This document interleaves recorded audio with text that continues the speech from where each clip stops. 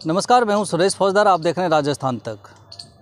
राजस्थान में परीक्षाएं तो बहुत हुई हैं और परीक्षाओं का परिणाम क्या हुआ वो भी आपने देखा। किस तरह से युवाओं का भविष्य खराब हुआ, पेपर लीक होते गए।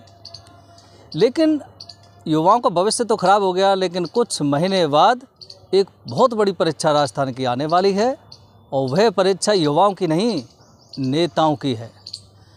इन नेताओं की परीक्षा आने वाली है, देखना होगा। इतना तो ज़रूर है, ये जो परीक्षा आने वाली है विधानसभा चुनाव वाली, पेपर लीक तो नहीं होता है, लेकिन जो जनता है और जो युवा हैं वो इसका परिणाम निकालते हैं। एग्जामिनर युवा और जनता होती है।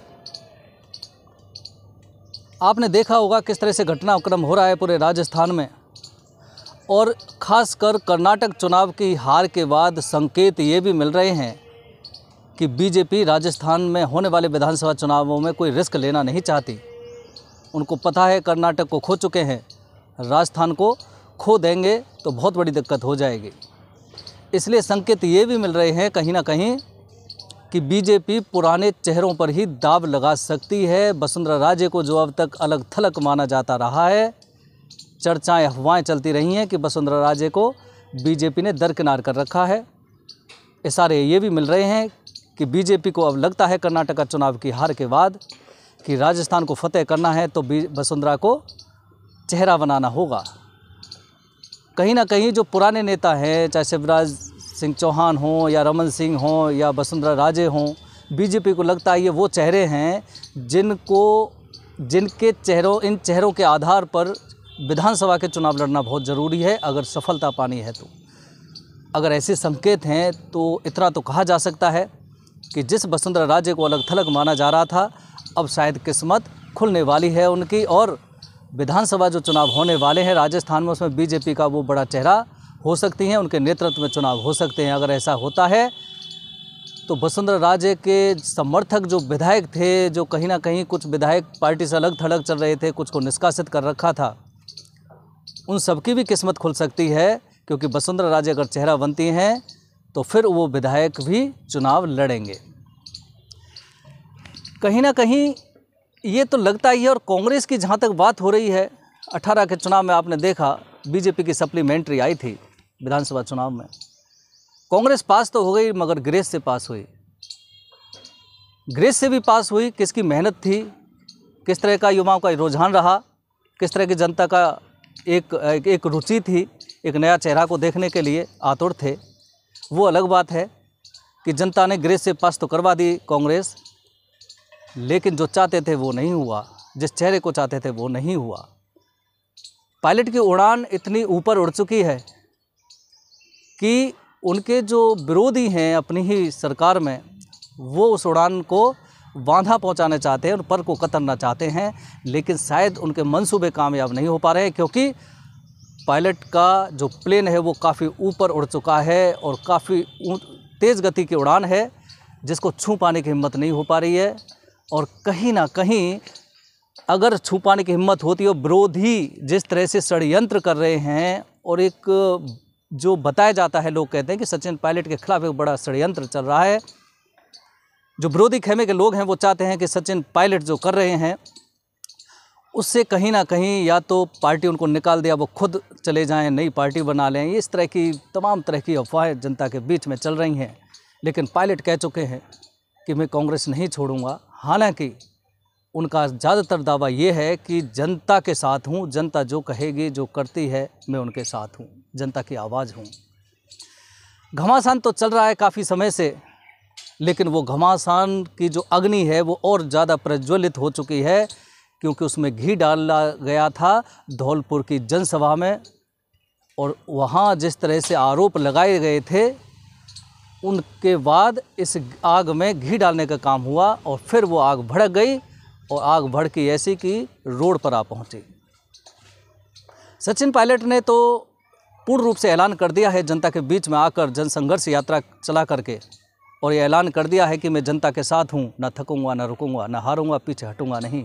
आपके पैरों के छालों की कसम, कभी थकूँगा नहीं, आपकी आवाज़ बन के रहूँगा, और हमारी जो मांग है भ्रष्टाचार के खिलाफ युवाओं के साथ, उनको पूरी करके रहेंगे। 15 दिन का अल्टीमेटम दिया है सरकार को। सवाल यह है कि 15 दिन का अल्टीमेटम ही क्यों दिया। बता रहे हैं कि ज़्यादा समय अब विधानसभा चुनाव का रहा नहीं है। सचिन पायलट और उनके जो समर्थक हैं, उनके जो चाहने वाले हैं, वो ज़्यादा इंतज़ार नहीं कर सकते और इंतज़ार करना भी नहीं चाहिए, क्योंकि 4.5 वर्ष आपको इसी कस में ख़त्म हो गए। विधानसभा चुनाव आने वाले हैं, परीक्षा की घड़ी आने वाली है, जब एग्ज़ाम आने वाला है तो तैयारियां तो आपको करनी ही पड़ेंगी, क्योंकि उसमें पास हर जो एग्ज़ाम में बैठता है उसका उद्देश्य सिर्फ अच्छा पास होना होता है मेरिट के साथ। पायलट की उड़ान तो भर चुकी, पायलट का प्लेन तो उड़ान भर चुका है। अब देखना ये होगा कि वह उड़ान सही जगह पे फिट बैठती है या नहीं बैठती है।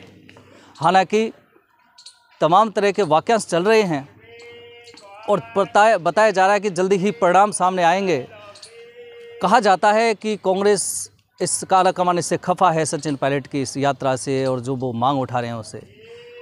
कांग्रेस आलाकमान खफा होता तो शायद अब तक उनका बयान आ चुका होता, सचिन पायलट के खिलाफ कार्रवाई हो चुकी होती, लेकिन आलाकमान ऐसा नहीं कर सकता, क्योंकि आलाकमान को पता है कि राजस्थान की कांग्रेस में सचिन पायलट एक अहम कड़ी है और उस अहम कड़ी पर किसी को बहम भी नहीं पालना चाहिए, क्योंकि वह कड़ी अगर टूटती है तो फिर आपका क्या हाल होगा वो सभी जानते हैं। इसलिए आलाकमान रिस्क नहीं लेना चाहता, पायलट को खोना नहीं चाहता। इसलिए उम्मीद की जा रही है कहीं ना कहीं सही मुकाम ज़रूर मिलेगा इस उड़ान को। वो मुकाम कम मिलेगा। सचिन पायलट इंतज़ार के मूड में नहीं है, उनके समर्थक इंतज़ार के मूड में नहीं है, इसलिए 15 दिन का समय दिया है। तमाम तरह की चर्चा ये भी होती है कि अगर आलाकमान कांग्रेस उनको सही पोजीशन नहीं देती है तो क्या सचिन पायलट नई पार्टी के गठन की घोषणा भी कर सकते हैं। ये तो अभी अंधकार में है, क्या होना है क्या नहीं होना है भविष्य के गर्त में है। लेकिन 15 दिन पूर्ण होंगे और 30 मई के बाद जून का फर्स्ट वीक में कोई ना कोई बड़ा ऐलान होने वाला है, क्योंकि पायलट को भी पता है कि 10 वर्ष गुजर चुके हैं मेहनत करते करते। 5 साल संघर्ष किया और 5 साल सत्ता में, लेकिन सत्ता में होने के बावजूद भी अपनी ही सरकार को कटघरे में खड़ा करना पड़ता है। जनता की खातिर, युवाओं की खातिर जो काम विपक्ष को करना चाहिए वो सचिन पायलट को करना पड़ता है। सवाल तो ये भी एक बहुत बड़ा है कि विपक्ष भी कहाँ सोता है। विपक्ष कोई आवाज़ ही नहीं उठा रहा। विपक्ष तो ऐसे मानो जैसे बैठा हुआ है एक सपनों में, एक बार कांग्रेस एक बार बीजेपी, परंपरा है, आ जाओ कोई दिक्कत नहीं, हम तो आ रहे हैं। जैसे घनश्याम तिवारी आए थे, उनसे जब उनसे पूछा गया कि कर्नाटक आप बीजेपी कैसे हार गए, करारी हार हुई आपकी, तो घनश्याम तिवारी ने कहा कि राजस्थान और कर्नाटका इनके लोगों की आदत है परिवर्तन की। हो सकता है उस परिवर्तन के चलते, उस परिवर्तन की आंधी के चलते बीजेपी हार गई हो। तो कहीं ना कहीं ये जो घमासान मचा हुआ है कांग्रेस में, सचिन पायलट के प्लेन को एक नई दिशा मिलने वाली है, इस तरह की उम्मीद की जा सकती है और लोग कर भी रहे हैं। वहीं बीजेपी की भी हालत सही नहीं बताई जाती है और बीजेपी में एक तरह से अंतर्कलह इस राज्य स्तर पर भी देखने को मिलता है, तहसील स्तर पर भी मिलता है, जिला स्तर पर भी मिलता है। भरतपुर से जो बीजेपी का अगर हम ढांचा देखें तो जब से ऋषि बंसल जिलाध्यक्ष बने बीजेपी के, आए दिन वो लड़ते रहते अपने कार्यकर्ता उनसे लड़ते रहते हैं, झगड़ा चलता रहता है आपस में, अस्तित्व की लड़ाई है। कांग्रेस में लीडर बेस्ड पार्टी है, बीजेपी कहती है कि हम लीडर बेस्ड पार्टी नहीं है, हम कार्यकर्ताओं की पार्टी है। सवाल यही है कि बीजेपी कांग्रेस में घमासान चल रहा है, कांग्रेस में तो बहुत ज़्यादा हो चुका है, बीजेपी में पर्दे के पीछे है। कर्नाटक चुनाव के बाद बीजेपी रणनीति जरूर बदलने जा रही है। राजस्थान विधानसभा चुनाव में ये भी संकेत मिल रहे हैं, कहीं ना कहीं वसुंधरा राजे को तवज्जो दी जा सकती है, क्योंकि उनको लगता है बीजेपी को कि हम कमज़ोर हैं राजस्थान में कर्नाटका की तरह आज भी, इसलिए अगर मजबूत होना है तो वसुंधरा राजे को चेहरा बनाना होगा। वहीं कांग्रेस अभी गफलत में पड़ी हुई और अड़ी हुई है कि सचिन पायलट को क्या करना चाहिए क्या नहीं करना चाहिए, कोई फैसला नहीं ले पा रही है, लेकिन लेना पड़ेगा। जून के बताया जा रहा है, जून का महीना अहम और महत्वपूर्ण है कांग्रेस के लिए, क्योंकि उनको फैसला करना पड़ेगा, नहीं तो सचिन पायलट को एक बड़ा फैसला करना पड़ेगा। बहुत हो चुका, इस तरह की बातें चल रही हैं। और इतना तो कहा जा सकता है कि कांग्रेस ग्रेस से जो पास हुई थी 2018 में, जो मेहनत हुई थी, बताते हैं सचिन पायलट ने जो मेहनत की थी 5 साल, उसके बावजूद कांग्रेस सत्ता में आई थी। बीजेपी भी दावा ठोक रही थी उससे सीट लेकर के आएंगे, लेकिन सप्लीमेंट्री आई। तमाम तरह की जो कयास हैं वो आज लगाए जा सकते हैं और लगाए जा रहे हैं। तमाम तरह की चर्चाएं लोगों के बीच में चल रही हैं, कांग्रेस को लेकर भी चल रही हैं, बीजेपी को लेकर भी चल रही हैं। खासकर जो टारगेट है इस समय बीजेपी में चर्चा वसुंधरा राजे की चलती है, क्योंकि उनको लगता है कि वसुंधरा राजे ही एक ऐसा चेहरा है जो बीजेपी को सत्ता में ला सकते हैं। और दूसरी चर्चा कांग्रेस में चलती है तो सचिन पायलट को लेकर चलती है, और यही चर्चा चलती है कि जिस तरह से बीजेपी में वसुंधरा राजे मजबूत हैं और उनके चेहरे पर बीजेपी सत्ता में आ सकती है, वैसे ही सचिन पायलट एक मजबूत चेहरा है और सचिन पायलट के चेहरे के आधार पर ही कांग्रेस रिपीट कर सकती है। सवाल यही है कि क्या आलाकमान कोई ऐसा फैसला ले पाएगा। अगर आलाकमान चाहता है कि उनकी सरकार रिपीट करे तो सचिन पायलट के बगैर शायद ये संभव नहीं प्रतीत हो रहा है। फिलहाल के जो पोजीशन है और जो राजस्थान के हालात हैं, तमाम तरह के मुद्दे दावे वादे हो रहे हैं दोनों ही तरफ से, लेकिन सचिन पायलट तो अपनी उड़ान भर चुके हैं। उस उड़ान की दिशा और दशा कहाँ होगी, कहाँ उनका जो प्लेन है वो लैंड करेगा, वो समय बताएगा। लेकिन इतना ज़रूर है कि ज़्यादा समय नहीं रहा है अब आपकी परीक्षा में, क्योंकि कुछ महीने का समय बचा है। बीजेपी तैयारी कर रही है, कांग्रेस तैयारी कर रही है। हालांकि कांग्रेस तो क्या तैयारी कर रही है, कांग्रेस में तो आपसी घमासान मचा हुआ है। बेरोजगारी, भ्रष्टाचार के खिलाफ अभियान चला हुआ है। सचिन पायलट अगर भ्रष्टाचार के खिलाफ जांच की मांग कर रहे हैं तो इसमें गलत भी क्या है, जांच करा सकती है सरकार और करानी भी चाहिए।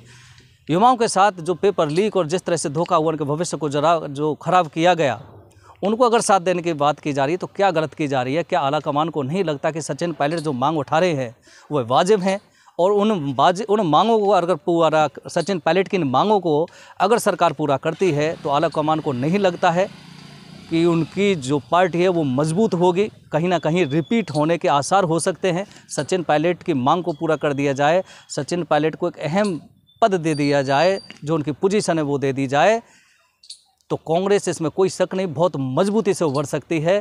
लेकिन मजबूती से तो उभर सकती है, लेकिन कांग्रेस के अंदर आपने देखा होगा, राजेंद्र गुड़ा ने अभी हाल ही में बयान दिया है। राजेंद्र गुड़ा ही नहीं, कई विधायक और मंत्री पहले भी कह चुके हैं कि राजस्थान की कांग्रेस सरकार सबसे ज़्यादा भ्रष्टतम सरकार है। भ्रष्ट सरकार नहीं, भ्रष्टतम सरकार है। इसका मतलब आप समझिए किस तरह से भ्रष्टाचार हुआ है विधायकों और मंत्रियों ने राजस्थान सरकार में, क्या खुलेआम लूट की जा रही है, खुलेआम लूट हुई है, विधायकों द्वारा भ्रष्टाचार किया गया। इस तरह के आरोप हमेशा लगते रहे हैं, जनता के द्वारा भी और विपक्ष के द्वारा भी। और विपक्ष के द्वारा और जनता के द्वारा ही नहीं, बल्कि खुद सरकार के नुमाइंदों द्वारा ये भ्रष्टाचार करने के आरोप लगाए जाते रहे हैं और आज भी लगाए जा रहे हैं। और उसके बावजूद भी सचिन पायलट अगर भ्रष्टाचार के खिलाफ जांच की मांग कर रहे हैं तो क्यों नहीं कराई जा रही? वो इसलिए नहीं कराई जा रही क्योंकि सचिन पायलट की मांग मानी जाती है और भ्रष्टाचार के खिलाफ अगर जाँच होती है तो फिर बहुत बड़ा एक परिवर्तन, बदलाव और परिणाम देखने को मिलेगा। पता नहीं अगर जांच होती है तो कितनी मछलियां जेल के अंदर जाएंगी। हो सकता है सरकार के बहुत ज़्यादा नुमाइंदे भी उसमें शामिल हों और बहुत ज़्यादा भर के भी लोग हों, सिविल लोग भी हों, उन सब को जेल में जाना पड़ेगा। इसलिए थर्राए हुए हैं कांग्रेस के सरकार के अंदर बैठे वो नुमाइंदे भी, जो कहीं ना कहीं सिस्टम से जुड़े हुए हैं। वो भी चाह रहे हैं, चाहे वो पक्ष के हों, चाहे विपक्ष के हों, सरकार के हों, सरकार से बाहर के हों, उन सब को एक डर लगा हुआ है, एक डर सता रहा है सचिन पायलट से कि अगर सचिन पायलट जो इस तरह से अड़े हुए हैं, उनकी मांग अगर पूरी होती है तो फिर उनको तो जेल की हवा खानी ही पड़ेगी।